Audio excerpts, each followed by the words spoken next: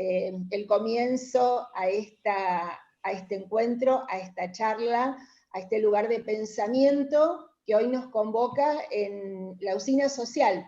La Usina Social es una organización sin fines de lucro que fue creada hace muy poquito, a fines del año pasado, y que ni siquiera pudimos inaugurar porque nos agarró la pandemia en pleno marzo, cuando iba a abrir formalmente sus puertas.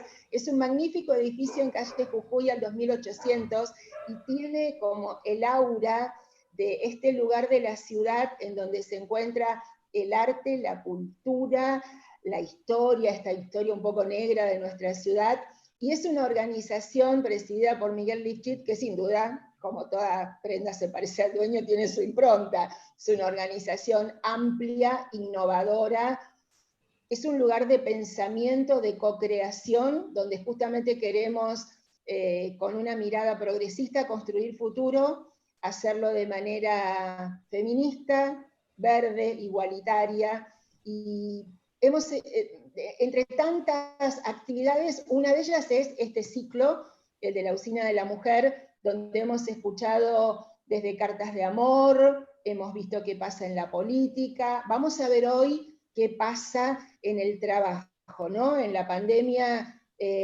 resurge todo, y obviamente las desigualdades están ahí, mucho más a la vista, y diríamos con mucha más convivencia. Nos van a hablar Sonia y Dora justamente de qué pasa con la mujer y el trabajo, con las mujeres de los barrios vulnerables, de las organizaciones sociales, de los sindicatos, las trabajadoras, las profesionales, qué pasa con el rol de trabajo, con el salario, con las mayores exigencias. Bueno, esto va a ser un lujo. Tenemos aquí dos mujeres que yo dije hoy en el Twitter, son dos mujeres imprescindibles. Una de ellas, nuestra, Sonia Tesa, genial periodista de Rosario. Lo formal es licenciada en Comunicación de la UNR, periodista, secretaria de redacción de Rosario 12, colaboradora del suplemento Las 12, co-conductora de Juana en el Arco, que se emite por Radio Universidad, del programa Ningunas Locas por 5RTV. Obviamente Sonia es feminista, recibió diversos premios como el Juana Manso, que otorga la Municipalidad de Rosario, y el Lola Mora, de la legislatura de la Ciudad de Buenos Aires, y claro, es periodista distinguida de Rosario, con todo el mérito. Y quien hoy nos visita, Dora Barrancos, es socióloga de la Universidad de Buenos Aires, magíster en educación de la Universidad Federal de Minas Gerais, Brasil, y doctora en historia de la Universidad de Campinas, Brasil. Desde 1986 es investigadora de nuestro prestigioso CONICET, organismo del cual fue directora en representación de las ciencias sociales y humanas. También es profesora consulta de la Facultad de Ciencias Sociales de la UBA y directora del Instituto Interdisciplinario de Estudios de Género de la Facultad de Filosofía y Letras. Entre sus libros y producciones académicas se destaca Cultura, Educación y Trabajadores, Historias con mujeres, Mujeres en la Sociedad Argentina, Una historia de 5 siglos, Mujeres entre la casa y la plaza. En la actualidad es parte del equipo de asesores del presidente Alberto Fernández, y nosotros colaboramos con ella, con uno de los mejores de los nuestros, con Esteban Paulón, en ese lugar. Es autora también de Devenir Feminista, un libro que le regalé a mi hija Gaby a fin del año pasado, porque mis hijas también son feministas y eso es un orgullo. Así que chicas, todos ustedes. Bueno, buenas tardes. Lo primero que quiero decir es muchísimas gracias a la Usina Social y a este ciclo que es Usina de las Mujeres por esta oportunidad de poder dialogar con Dora y de poderlo hacer así, ¿no? Clara en Rosario, yo soy de Rosario, que estoy ahora en Avellaneda, Dora desde Buenos Aires. La verdad que esto nos permite una amplitud. Dora ha escrito que la COVID-19 parece un imprevisto exorbitante en esta era global, y a mí ese imprevisto exorbitante, te pregunto si no ha venido un poco a poner una lupa sobre una cantidad de desigualdades que los feminismos venían denunciando, ¿no? Los trabajos de cuidado, que las mujeres en esta sociedad son quienes realizan los trabajos de cuidado no remunerados en un 75% en el ámbito de lo privado, pero también son las cuidadoras comunitarias. Si la COVID-19 ha venido a ser como una lupa de esas desigualdades, ¿cómo lo ves vos? ¿Cómo sentís que este confinamiento ha mostrado esa situación? Bueno, primero, muchísimas gracias por esta comunicación, en fin, que es, al mismo tiempo, es una comunicación tan telemática, tan mediada, tan intermediada, pero a medida que nos adentramos en este uso, también nos damos cuenta de que hay como una sintonía de no aislamiento, ¿no? Esto es así. Así que muchísimas gracias por no aislarnos, a la usina social, tan joven y con tanta promesa por delante, que tiene, en fin, estas iniciativas tan lindas de juntarnos y de reflexionar juntos. Así que muchas gracias. Solo voy a corregir que yo ya hace tiempo que no soy la directora del Instituto de Género de la UBA, ¿no? Felizmente. Ya han pasado 2 gestiones bellísimas después que yo, así que simplemente para no hacer usurpaciones indebidas de circunstancias que ya han pasado. Pero vamos a las cosas. Gracias, Sonia, un gusto enorme estar con Sonia, enorme. Y vamos a lo que acabas de preguntarme. Hay una consideración común de tanta comunidad de sentido en quienes han reflexionado sobre este imprevisto, y es, yo diría, de maximización en la reflexión, que el COVID dejó al descubierto la profunda, gravísima brecha de en fin, evidencias empíricas había muchas, pero el COVID las puso al rojo vivo, la enorme planetaria desigualdad humana. Dentro de las desigualdades humanas, cruzadas como corresponde las cuestiones, es evidente que la avería es mucho mayor entre las mujeres.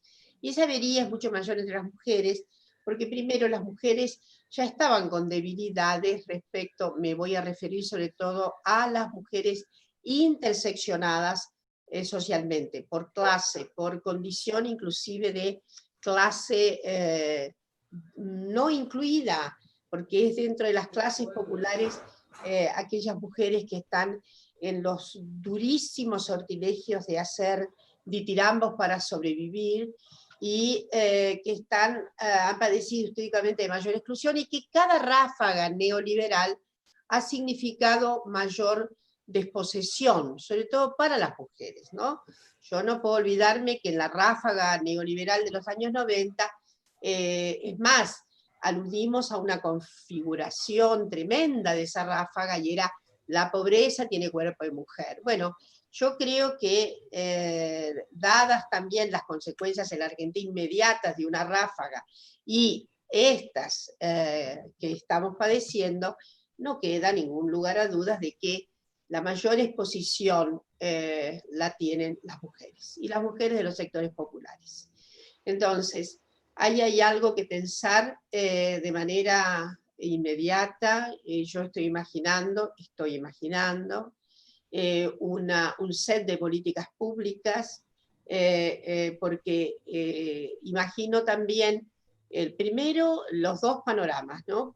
El escenario actual, tan desafortunado en materia de haber tornado más evidente la profundidad de la desigualdad, pero al mismo tiempo haber tornado mucho más evidente la situación de precariedad de las mujeres, porque antes de entrar en las zonas que corresponden a las posibles actividades que podrían empinar a las mujeres en los sectores populares saliendo de la pandemia, quiero hacer una referencia de que ha habido mayor exposición al riesgo, sobre todo por la exacerbación de los planos violentos a propósito de los confinamientos. Los confinamientos han traído en todo el mundo una oportunidad gravísima de mayor lesión para las mujeres.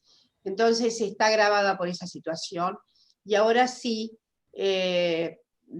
situándome en un plano en donde cabría pensar de manera imaginaria la situación de desolación que queda, sobre todo con pérdida de trabajo de los varones, o con limitantes de trabajo de los varones, que en todo caso están representando en la Argentina y en todo el mundo la proporción inexorablemente mayor de población económicamente activa, ¿no? La PEA masculina es una PEA robusta. No tengo en este momento cuál es exactamente su composición, porque en realidad la PEA es esta posibilidad de actividad económica, pero al mismo tiempo también la posibilidad de estar procurando empleo, de estar desocupado. La población económicamente activa tiene los dos elementos. Entonces, lo que sí sabíamos, un minuto más para reflexionar acerca de la desolación, es que primero a las mujeres les ha costado muchísimo ingresar al mercado laboral. La Argentina tiene unas tasas de participación bajas, de reconocidamente, digamos, limitación además, porque esencialmente se tendía a no ver ese trabajo, solo se rectificó la percepción cuando se retomó censalmente, y desde luego en la actividad que hace digamos, el INDEC. Hay ahora repreguntas que permiten situar, captar más la actividad económica de las mujeres, de modo que de una tasa muy limitada, que teníamos 35%, durante, insisto, la ráfaga anterior del neoliberalismo en los años 90, y hubo un incremento de la participación que llegó a más de 40%, con un fenómeno notable: las mujeres no persistieron en el mercado. Esta es la notable cuestión, la persistencia en el mercado contra viento y marea, ya no, y entonces quiere decir que eso fue una gran novedad.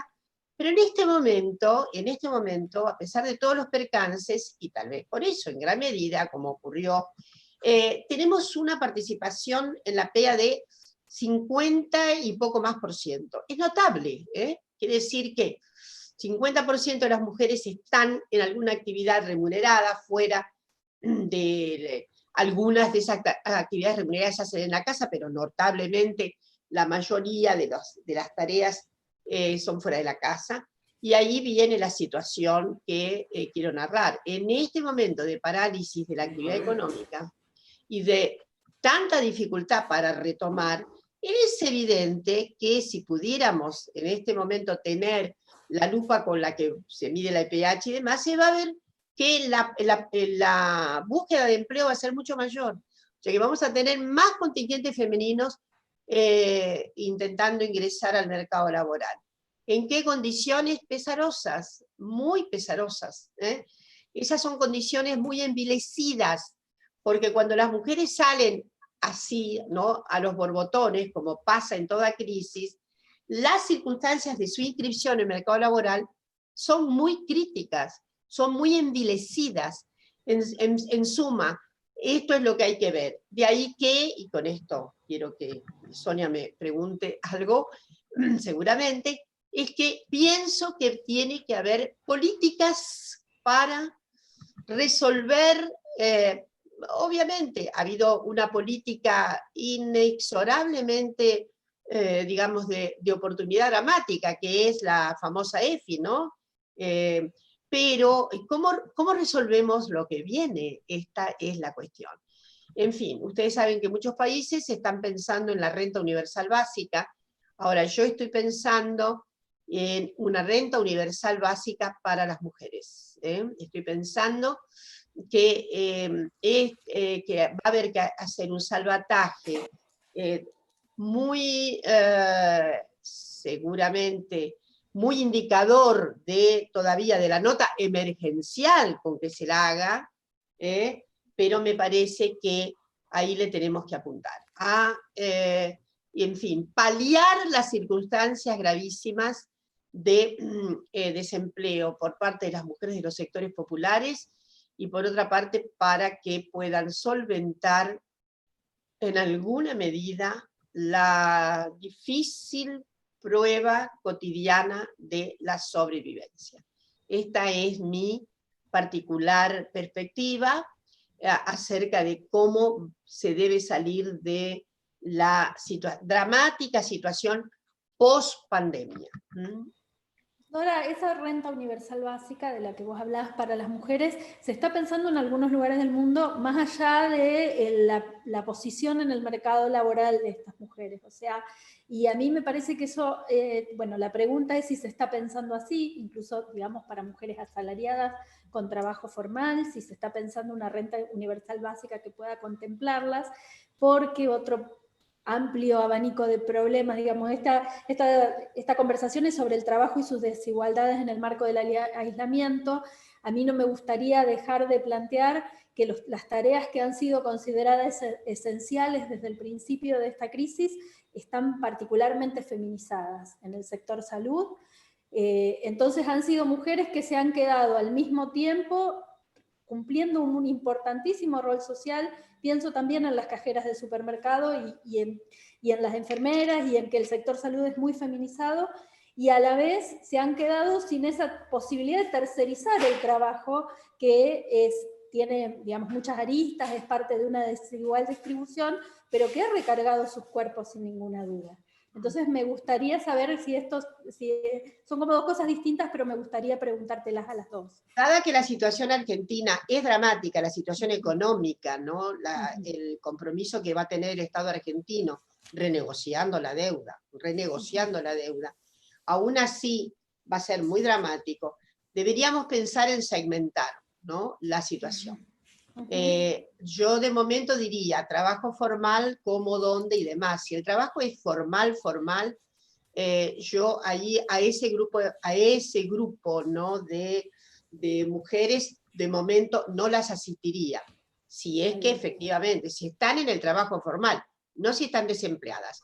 Vamos por parte. El grupo de desempleadas es el grupo de desempleadas. Pueden haber tenido un trabajo formal y no tenerlo, porque de hecho hay una formalización de trabajo que se quebranta si la pequeña empresa, el lugar donde se estaba trabajando, quiero decir que el trabajo más informalizado que hay de todas maneras es el de las mujeres. De ese cercano, no sé, nunca sabemos muy bien si es 35 o 40% de trabajo informal, parece que era mucho más grande, porque el Estado debió asistir a 9 millones de personas en esta ocasión. Casi 9 millones de personas. Cifra asustadora, porque está significando entonces una ratio, una proporción mucho más elevada de lo que estaba así en la previsión.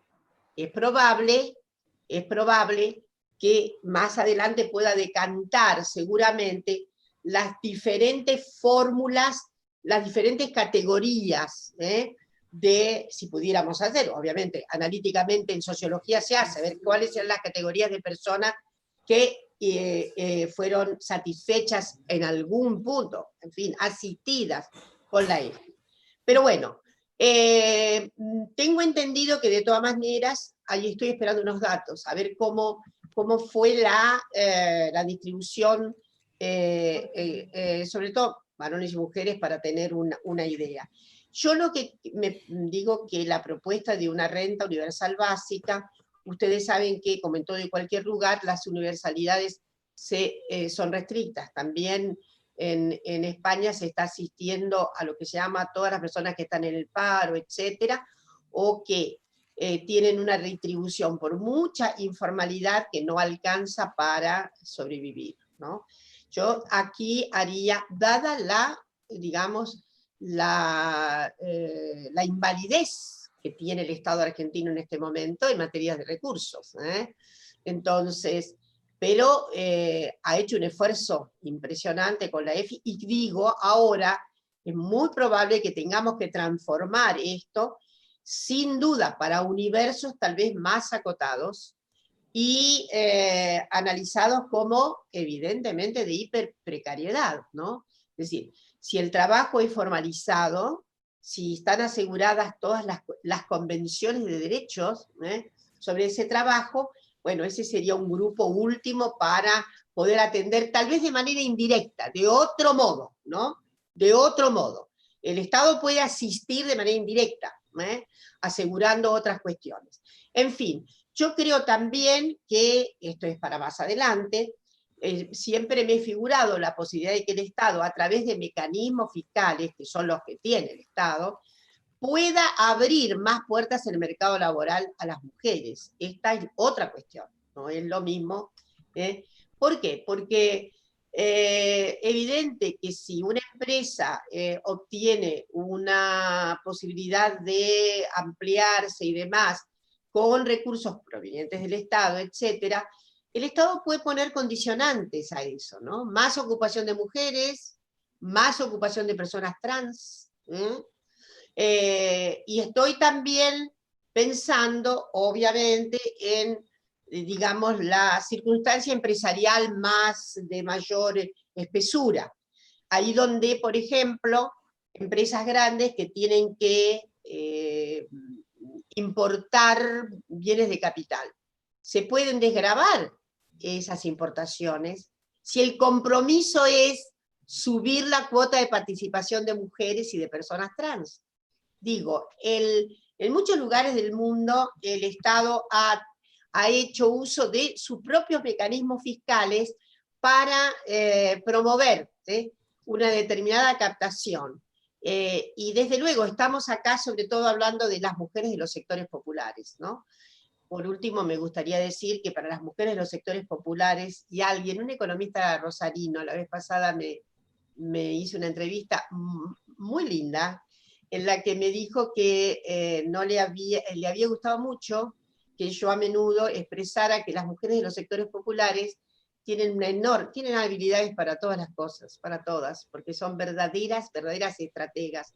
Lo demás tiene una habilidad para formular un desempeño de logicidad que llamamos costo de oportunidad. El costo de oportunidad es extraordinario. Las mujeres de los sectores populares hacen todos los días, bueno, digamos, en situaciones de cierta normalidad, ¿no? Costo de oportunidad. Van a un trabajo. ¿Qué significa ir a trabajar? Que les paguen miserablemente, que tengan que subirse a colectivos, que tengan horas y horas para llegar. El rendimiento final del costo de oportunidad es absolutamente negativo, y entonces se prefiere quedar en casa. El problema es que ese quedarse en casa esencialmente se llama personas inactivas, ustedes lo saben muy bien, ¿no? Bueno, es todo un problema, porque lo que pasa es que, bueno, hay una situación de inmensa tarea doméstica que no está retribuida y que tampoco está evaluada, simplemente para que tengamos una idea de ese aporte en la economía general. La economía general es insoportable su sostenibilidad sin la sostenibilidad de toda esta actividad reproductiva subsidiaria que se hace en los hogares. No, un poco para terminar, decirles que a veces me he imaginado lo que podría ser, lo he dicho muchas veces, así que me voy a autoplagiar sin ningún comedimiento. Digo, ¿qué sería si las amas de casa se propusieran una huelga general por tiempo indeterminado? El mundo, bueno, hay mucha feminista teórica que de algún modo jugó con estas ideas, sobre todo las economistas que adhieren más al cauce más duro del materialismo histórico, pero en fin, en donde evidentemente han llegado a sostener algunas teóricas que el modo de producción doméstico es otro modo de producción que le da sostenibilidad al modo de producción capitalista. Y me parece que en eso no se está equivocada, ¿no? Aunque, digo, tenemos obviamente un imperativo importantísimo, creo que como estrategia feminista, y es hacer que, bueno, que las personas por lo menos decidan bien. En todo caso, si deciden quedarse en casa, que sea una decisión, y no meramente un estado de necesidad, ¿no? Esto es lo que deseamos. Alguna vez, cuando yo estaba ahí bastante todavía floja de papeles en materia de feminismo, 40 años atrás, pensaba que el productivismo era muy irritante para la exigencia masculina. Entonces que los varones estaban ahí forjados al productivismo y entonces su folleto masculino dependía dignamente, absolutamente de su habilitación como individuo económico, ¿no? Y yo decía, ¿por qué las mujeres vamos a hacer una copia de esto? Bueno, absurdo. Después me convencí de que hubiera sido, es absolutamente, ¿cómo diré?, inhabilitante, ¿no? Una postulación de las mujeres sean muy felices apenas haciendo las tareas domésticas, porque efectivamente ahí hay una cierta clausura de muchas posibilidades, sobre todo de independencia económica, y me parece que no es justo pensar que, en fin, con la comodidad de sean felices solamente de ese modo. Y justamente esto del confinamiento que nos ha traído esta pandemia inesperadamente, también nos desafía en la cuestión de que las feministas, o una gran vertiente de los feminismos, han peleado para que las mujeres salgamos del espacio privado, y parece que este hoy es el único espacio posible, el único espacio habilitado para todas y todos, pero mucho más gravoso para las mujeres. Y me parece que ahí hay una clave de lo que vos estabas diciendo, con muchísimo más recorrido. Ahora yo me pregunto, Dora, si está mensurado incluso por algunas economistas feministas el valor del trabajo reproductivo no remunerado dentro de los PBI. Pero claro, sí, si lo paga el Estado, lo pagamos todos. Si eso, digamos, mi pregunta es, ¿lo paga el Estado? ¿Lo pagan quienes, por ser los dueños de la fuerza de trabajo, digamos, por ser quienes son quienes manejan los modos de producción, digamos, los patrones, para decirlo de una forma muy, muy brutal y muy... ¿Quién lo paga? Porque el tema es que es cierto que hoy lo están pagando los cuerpos de las mujeres de los sectores populares. El trabajo reproductivo ha sido mensurado en algunos lugares, se le ha puesto valor a toda esa concatenación repetitiva de tarea que llamamos doméstica, que es tarea de cuidado, tarea del aseo, tarea de la, tarea de la socialización elemental, en fin, etcétera, del cuidado, etcétera, de la cocina, de la comida. Tiene un trabajo muy interesante. Bueno, CEPAL ha encarado algunos trabajos tendientes a una valorización de todas estas tareas, y estamos en la orden de los 23-25% del Producto Bruto. Haya contribución, 23 a 25% del Producto Bruto, es toda esta concatenación de tareas. Claro. La segunda cuestión, y Sonia, vos lo colocaste, últimamente yo he dicho que las mujeres, y sobre todo en los sectores mujeres que tienen una actividad económica fuera de la casa y que en este momento están en sus casas, muchas de ellas haciendo trabajo telemático, ¿no? Su trabajo es presencial. El trabajo telemático normalizado es otra cosa, pero en este momento el trabajo se ha constituido un trabajo telemático.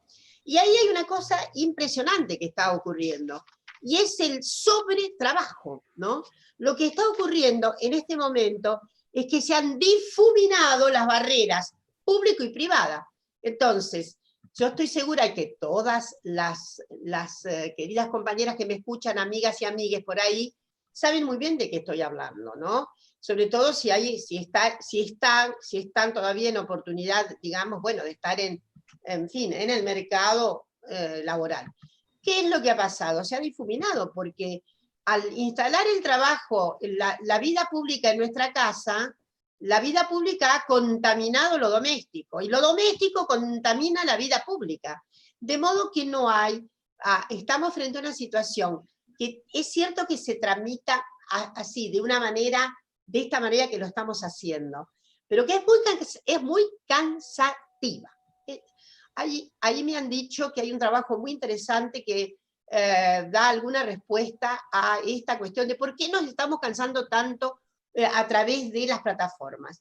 ¿Y saben por qué nos cansamos mucho? Por la rigidez que tenemos, porque la especie está acostumbrada a la interacción, porque el cuerpo, sus gestos, evitan muchas palabras, y porque tenemos además, hasta una suerte de cierta gimnasia corporal cuando estamos, en fin. Entonces, esto está ilustrando acerca de una perpetuación del horario de trabajo bastante desquiciada. Si ustedes hacen el cálculo de cómo están trabajando en este momento, entre las dos cuestiones, porque por otra parte, en algunas circunstancias, bueno, hay una persona que viene a casa y ayuda, en estas circunstancias no, y entonces la domesticidad está absolutamente, digamos, está absolutamente enrollándonos, y la vida pública se ha metido absolutamente en nuestras casas, por los cuales esto es lo que estoy diciendo. No, ya no tenemos parámetros, ¿no? Y, claro. Y esto evidentemente está significando que haya más cansancio. Además, por otra parte, sí, como hemos vuelto a poner el ojo, hemos vuelto a dimensionar la vida doméstica, aún las feministas más acrisoladas y viejas, he vuelto a reflexionar sobre el significado de la vida doméstica, y la vez pasada he concluido, y lo voy a seguir diciendo, me voy a repetir, porque no crean que puedo tener tanta creatividad, dada la enorme exposición a Zoom que tenemos en estos días, pero es como que el trabajo doméstico no tiene solución de continuidad, no tiene. Si nos proponemos ser absolutamente eficaces en el trabajo doméstico, yo les puedo asegurar que nos levantamos a las 7 de la mañana y a las 10 de la noche todavía estamos observando que hay un rincón de la casa. Primero, porque se ensució todo de nuevo, la comida se desparramó, el aceite está fuera de lugar, no tiene solución de continuidad. Y por eso he recordado mucho a una gran feminista, Isabel Larguía, que ella hizo una apreciación extraordinaria. Llamó trabajo invisible a esto que ahora llamamos, bueno, el trabajo doméstico como invisibilidad completa del trabajo. Y una segunda apreciación de Isabel, que es muy, muy interesante. Bueno, es esto de que compramos artefactos domésticos, todos los electrodomésticos, ¿para qué? Eso es lo que ella describió hace 30 años atrás, más o menos, para liberar trabajo, para hacer más trabajo doméstico. Las mujeres tenían electrodomésticos, con lo que liberaban trabajo para seguir haciendo otro trabajo doméstico. Obviamente hemos cambiado mucho, ya no bruñimos bronces en las casas donde hay, pero por ahí, hasta en una casa modesta hay algo de, nos gusta limpiar. Hemos dado pasos interesantes en esta imperfección de lo doméstico. Hemos dado pasos, pero si nos pusiéramos a pensar, porque es como un sinfín, ¿no? Es una polea sin fin. La actividad vuelve siempre. Es cierto que una gran socióloga, sin embargo, apuntó de manera extraordinaria diciendo que esa cotidianidad era muy heterogénea, que llamar monotonía a eso no se compadecía bien. ¿Por qué? Porque es altamente heterogéneo. Es cierto, siempre los platos, la limpieza y qué sé yo, pero hay mucha heterogeneidad. Lo homogéneo es el trabajo que hacemos académicamente, ¿no? Eso es homogéneo, tenemos previsiones, sabemos que tenemos cosas, hay una cierta homogeneidad, pero la gran heterogeneidad sigue siendo la aventura desventurada de lo repetitivo, que no es exactamente lo mismo, pero que lo hacemos casi de la misma manera, que es este tremendo fárrago de cuestiones para la sobrevivencia fundamental. Que son cuestiones que a la vez atentan contra la salud. Digo, pensando en una encuesta de una consultora, Glow Género y Trabajo, que planteaba que las mujeres durante la cuarentena, en una encuesta voluntaria de 825 personas, dormían 1 hora menos que sus compañeros, en el caso de tenerlos, porque toda esta situación se agrava para las mujeres que no tienen compañeros y hijos a cargo.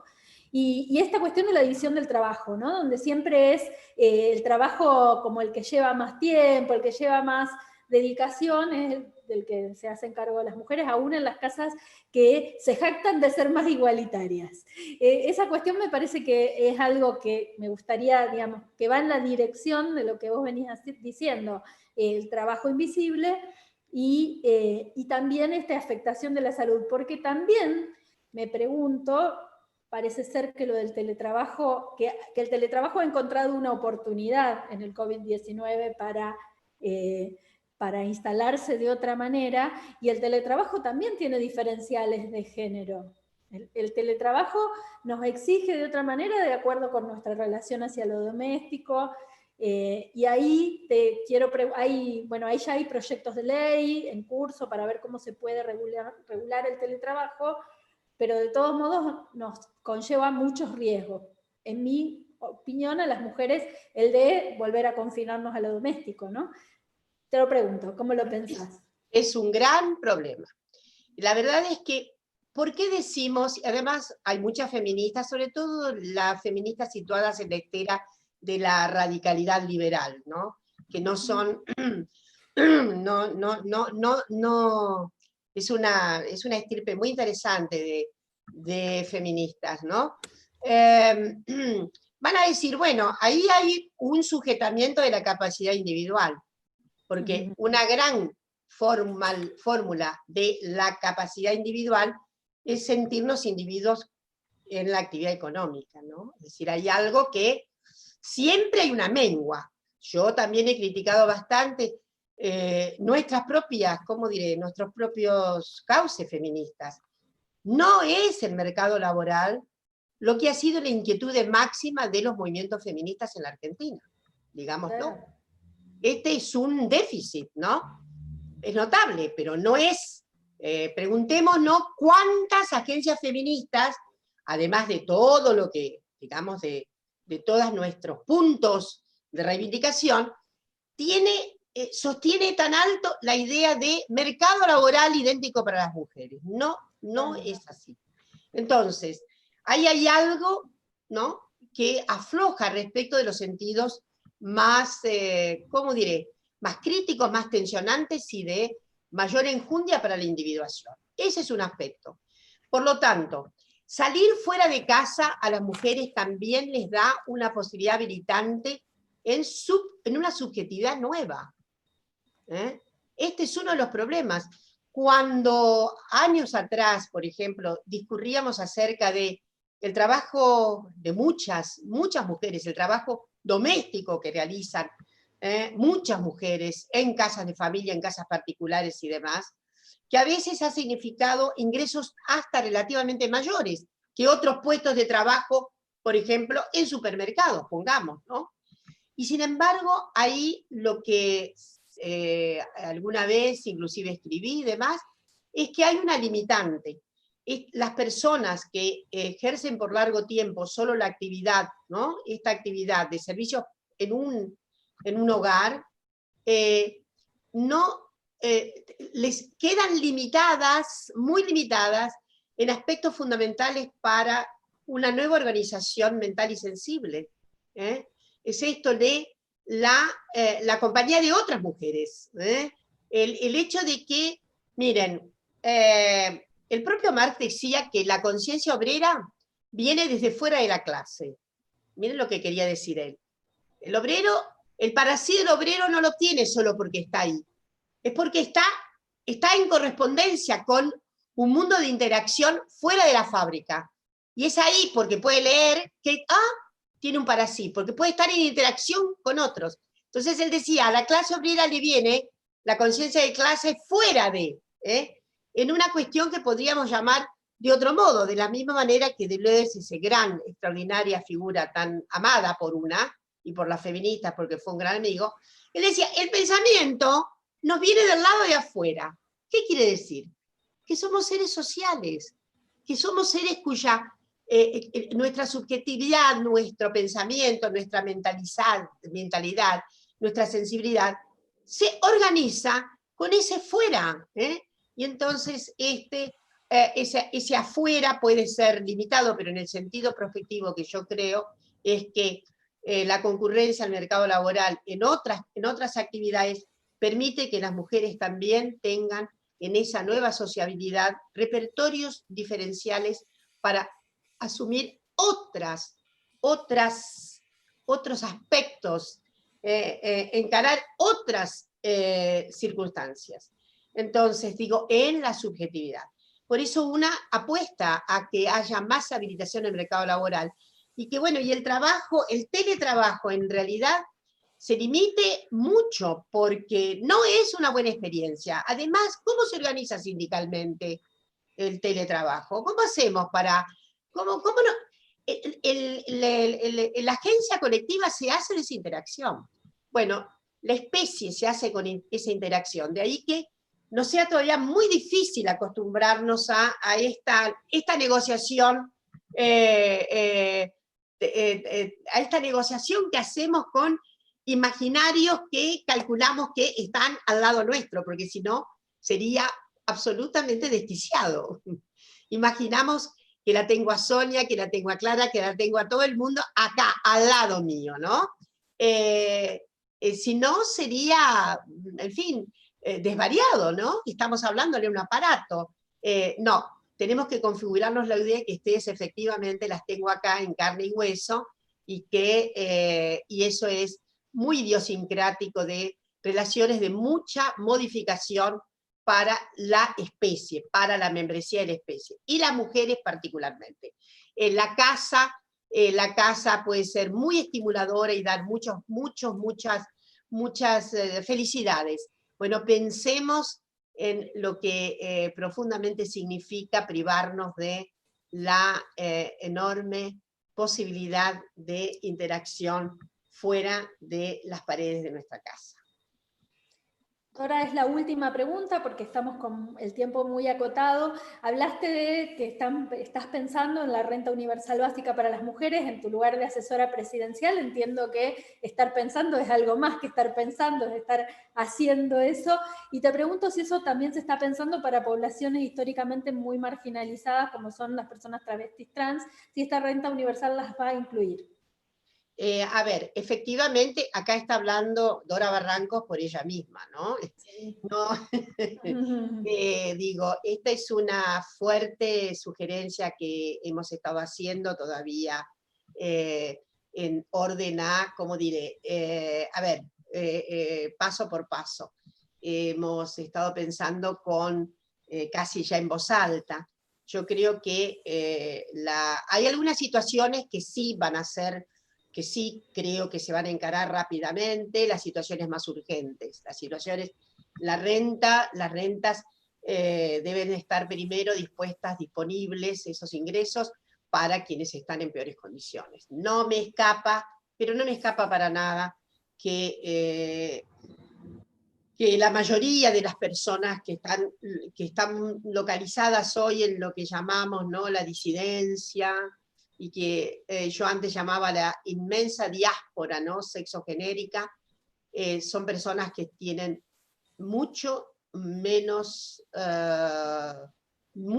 posibilidades de acceso y tienen una ciudadanía menguada, más allá en general, más allá obviamente de las circunstancias que son más favorables a muchas personas en la identidad diaspórica. Pero estoy pensando en las personas travestis, en muchas personas trans, que están efectivamente muy relegadas en oportunidades, más allá de que la Argentina tiene una virtud particular, que es la de haberle acertado de manera tan primigenia y tan así, de orden tan notablemente progresista como es la ley de identidad de género. Pero sabemos perfectamente que la ley de identidad de género no basta, y que ahí hay que resolver el plano de los derechos. Por eso siempre es bueno, en vez de discutir a qué actividad se dedica alguien, discutir las agresiones por falta de derechos que las personas tienen. ¿Se entiende lo que quiero decir? Absolutamente. Es un tema muy largo para hablar de esto. Muy largo. A mí, ¿qué me importa la actividad? No me importa, porque hay un punto de vista que yo tengo, que ustedes saben que yo lo tengo hace mucho tiempo, y que es absolutamente el unísono del artículo 19 de nuestra Constitución Nacional, que tiene muchos defectos y muchos atrasos, pero ese es un artículo fundamental. Las acciones privadas son privadas. Obviamente, ahí hay una solidez liberal, no digo que no, pero como hemos construido derecho en el sentido de muy provocativo, y decir que lo personal es político, ahí lo que digo es que efectivamente, como lo personal es político, no importa, en realidad no nos importa el rubro, lo que nos importa es la carencia de derechos. Esto es lo que debe importar. Y si nos situamos en la idea de carencia de derechos, obviamente podremos hacer, en fin, mover sobre todo la discusión en un sentido mucho más proyectado en el que todas, todos y todes estamos de acuerdo. Ahí hay un punto en el que estamos de acuerdo. Sí, por eso yo voy a hacer todo lo posible para que haya esta... Sí, entiendo que no puede ser así. Esta renta universal, bueno, es universal en términos, es como la asignación universal para la niñez, es una asignación en términos. Y bueno, pero sí, vamos a tratar de hacer un camino para que, en fin, haya empeños de nuestras efectivamente limitados presupuestos nacionales, limitados como van a ser, pero para que haya un empeño en el sentido de que no haya privación de derechos en nuestro país, no haya privación de derechos. Ahí hay una gran sensibilidad del presidente, una gran sensibilidad del presidente. En fin, vamos por ahí. De mi parte, agradecerte muchísimo, Dora. Es siempre, para mí es como asistir a una clase, escucharte. Quiero decir que Gaby Poudes, del colectivo de Mujeres Médicas de Rosario, nos saluda y dice: las médicas vivimos una inequidad y desigualdad constante. Erika Inés también nos saluda, diputada provincial, ex ministra de Ciencia, de destacada tarea en temas de género de nuestra provincia, y María también nos saluda, y bueno, de mi parte muchísimas gracias, ha sido un placer poder dialogar con vos. Bueno, todo mi corazón, palpitante, vibrante y muy sanitizado en el abrazo. Así que todas esas personas que nombraste, Erika y demás especialmente, en fin, tengo lazos entrañables con ese territorio. Así que muchísimas gracias por esta bella tarde. Bueno, me toca hacer un cierre, obviamente agradecerles. La verdad que, Sonia, sos de esas periodistas que tienen la sutileza y la sagacidad, que diría que en cada pregunta tuya hay una repregunta implícita, y vernos a la cara y mirar tus ojitos brillar cuando sabemos qué hay detrás de lo que preguntás, caramba, eso es lo que, en fin, lo que esperamos de alguien que nos haga pensar. Y de Dora, no fue una clase, fue un posgrado, una maestría, escucharte esta hora, porque sabés que no nos dejaste tantas respuestas, sino tantas reflexiones y tantas puntas abiertas para que las tomemos, desde esta, digamos, esta peor experiencia de confinamiento y violencia que las mujeres están sufriendo, hasta el qué vendrá en el después de una economía con tanto detenimiento, hasta la reflexión de por qué el feminismo no ha abordado a la mujer en el campo del mercado de trabajo, quizá más en sus derechos de orden personal, amatorio, bueno, a esta actividad sin fin, y a quizá lo que a muchas nos ha tocado de enfrentarnos a la actividad doméstica con un 24/7 del cual no estábamos acostumbrados, y nos ha llevado a muchas reflexiones. Gracias a las dos, ha sido un lujo, gracias a la usina, que tiene muchas más actividades que pueden verlas en las redes sociales, y de hecho volver a ver esta actividad en YouTube para con tiempo masticarla, repensarla y aprovecharla más. Muchas, pero muchas gracias. Nuevamente a la usina social. A Sonia particularmente, ustedes saben que no hay ni una respuesta más o menos interesante si no hay una pregunta muy inteligente. Así que he ahí todo el mérito. Bueno, gracias, gracias, gracias. Gracias, maestras.